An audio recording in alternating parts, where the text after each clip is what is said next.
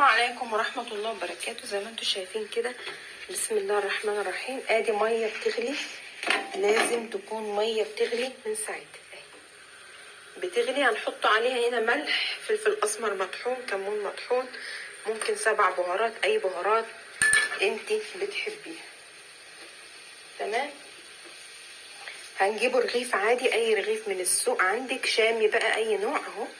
هتحطيه كده لحد ما يتفتفت خالص مع المية السخنة كده، يدوب مع المية السخنة. تمام. هتحطي بس معلقة من الخل،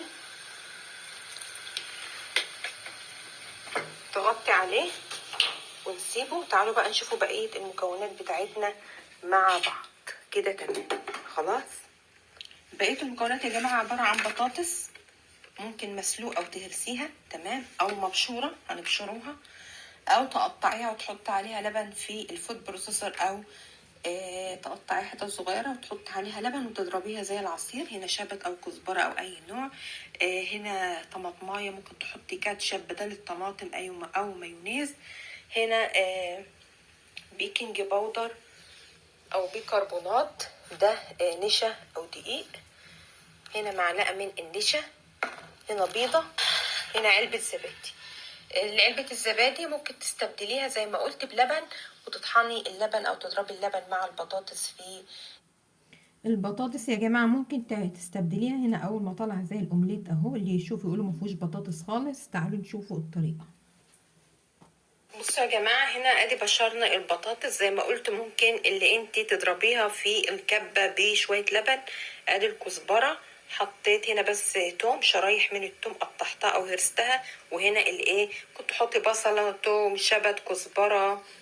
هنا الطماطمية متقطعة. طيب، سيبنا بقى الرغيف. ممكن تحط رغيف 2 3 اهو، شايفين؟ طبعا الرغيف بيتضاعف حجمه مع المية السخنة اهي. وسيبناه طبعا الخميرة اللي فيه وبتخمر وبتزود او بتعمل مفعول البيكنج باودر او البيكربونات. شايفين اهي كده تلاشت خالص ولا كأنه عيش، كأنه دقيق. خلاص كده. بسم الله الرحمن الرحيم. هنحطه بقى على العيش الخليط بتاعنا اللي هو الطماطم والبطاطس. ممكن تستبدلي البطاطس بكوسة مبشورة. تمام. شغالي الفيديو.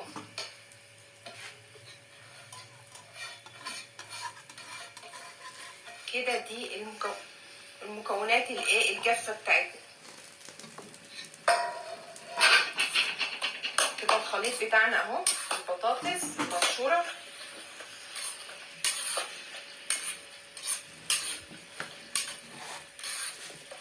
طبعا ضايفين البهارات بتاعتنا. خلاص كده. بسم الله الرحمن الرحيم. هنحطوا نص معلقة سكر، ممكن بدل السكر تحطي صويا صوص كده. طبعا الخليط برد من طاسة البطاطس كده. امتصت دي معلقة من النشا، ممكن تحطي بدل النشا دقيق. مش عايزة نشا ولا دقيق، ممكن تحطي بقسماط مطحون، هيدوب برضو مع خليط هيمتص. شايفين الخليط كده اهو. امتص النشا ما بقتش موجودة في الوقت ده. بقى بسم الله الرحمن الرحيم هنحطه. عندك لبن بودرة ماشي، عندك لبن، عندك زبادي. انا الحقيقة عندي زبادي اهي. يبقى سخنة عليه الخليط كده باردة. ماشي كده اهي. هنحطه بيضة. بسم الله. البيضة الاولانية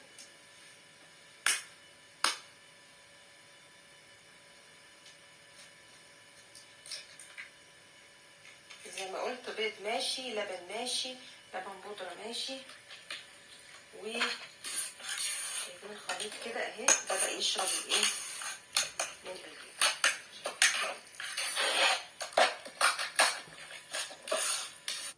وبقى نعلقه على الطاسة ونحط فيها شوية زيت ونصلي على النبي. بسم الله اهي.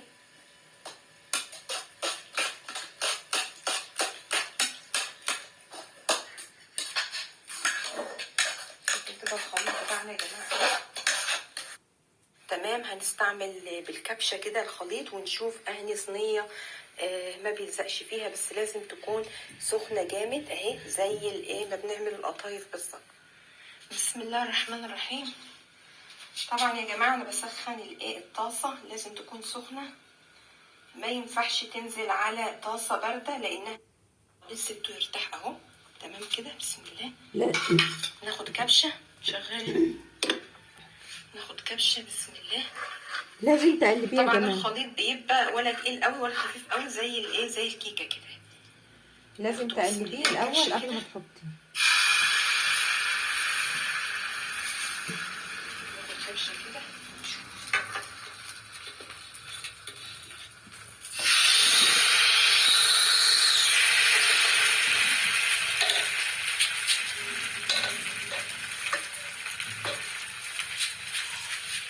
زي ما قلت نحاول ان احنا نفرد بس بالمعلقه شويه كده اهي. طبعا هي يستحسن تكون طاسه تيفال، بس انا التيفال عندي بايظ فهنشوفه كده. طبعا احنا مسخنينها جامد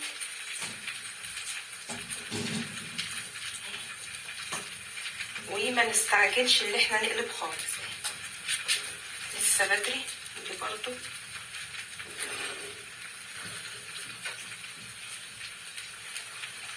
نحاول احنا بس نساوي الطروف كده اهي.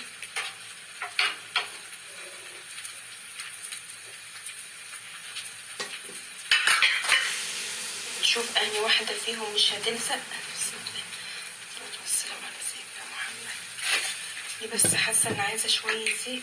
الطشطشه دي يا جماعه انا بتابع بعمل بقيه الفرن.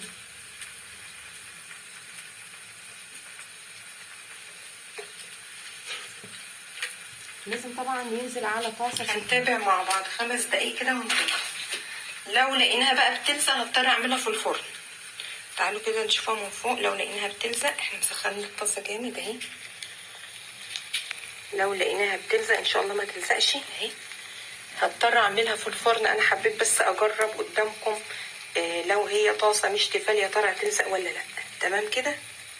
بصوا يا جماعه طبعا لسه الفقاعات اللي فوق اهي عشان ما استعجلش ان انا اقلبها. ودي برضو كل مدى ما ايه ما بقلبها او بغيرها كده كل شويه اهي. وحاطه تحتها الصاجه برضو عشان ما تلزقش كنوع من الوقايه. بسم الله. هنلاقوها كده ان شاء الله ايه اهي بدات تنفض نفسها من الجوانب. لسه برضو من النص فاضل لها دقيقتين كده اهي. شايفين كده ما نستعجلش عليها. دقيقه كده واقلب الجهه التانية. دي شويه لسه فاضل، دي استوت اسرع من دي على حسب بقى درجه الحراره والطاسه. بصوا يا جماعه بسم الله الرحمن الرحيم اهي زي ما انتم شايفين سبتها كمان كذا دقيقه اهي كده. بسم الله نتوكل على الله. طبعا ما بنستعجلش ان احنا نقلب. لا قوه الا بالله. اسرع في كل حاجه وما بتلزقش، لكن دي كتر خيرها ان هي وصلت الخليط لحد كده. تمام. بنفس الخطوات بس هتدوخني شويه الفيديو هيطول. هتقلبوها انتوا على الجهتين زي الكريب، بس زي ما قلت الموضوع بيحتاج طاسه من التيفال. دي برضك هقلبها. تعالوا نشوفوا هوريكم بقى التانية. تعالوا هنا نشوفوا دي اللي طلعت من الصينيه التانية. ما كنت الصراحه اتوقعها كده رغم ان هي ألمونيوم عاديه قديمه لكن طلعت كويس. بصوا يا جماعه هنمشي بنفس الخطوات. بتسخني الاول الطاسه، بتحط شويه زيت زي ما حطينا كبشه من دي. تمام. عايزه برضك حبيت اوريكم الصينيه التانية. تعالوا كده نشوفوها اهي. قلبتها برضو وما لزقتش الحمد لله اهي. طبعا النار بتتحكمي فيها بقى عاليه واطيه على حسب. دي القرص ده طالعه من هنا اللي هي التيفال دي، ودي طالعه من العاديه. يعني ممكن تعمليها على الاثنين سواء الطاسه العاديه او الطاسه التيفال. هتاكليها مع ايه بقى؟ مع كاتشب، مايونيز، جبن من دي اي نوع جبن عشان ما يبقاش شركات. جبنه شيدر، جبنه دومتي، ممكن شيبسي. تمام. اي نوع ممكن كمان اللي انت تقلبيها كده، تحشيها وتقلبيها بكل سهولة. ازاي؟ هنتابع بقى. انا هخلص الفيديو كده عشان الوقت هياخد وقت، لسه فاضل كذا واحدة اهي، ده بقية الايه الخليط، فالموضوع هياخد وقت. فحبيت اشارككم الاومليت اللي طالع بالبطاطس، اللي يشوفوا طبعا كأني مع طبعا مغذي جدا لعيالنا يا جماعة. ممكن تحطي عليها جبنة شيدر وتحطيها تحت الشواية او تلفيها رول.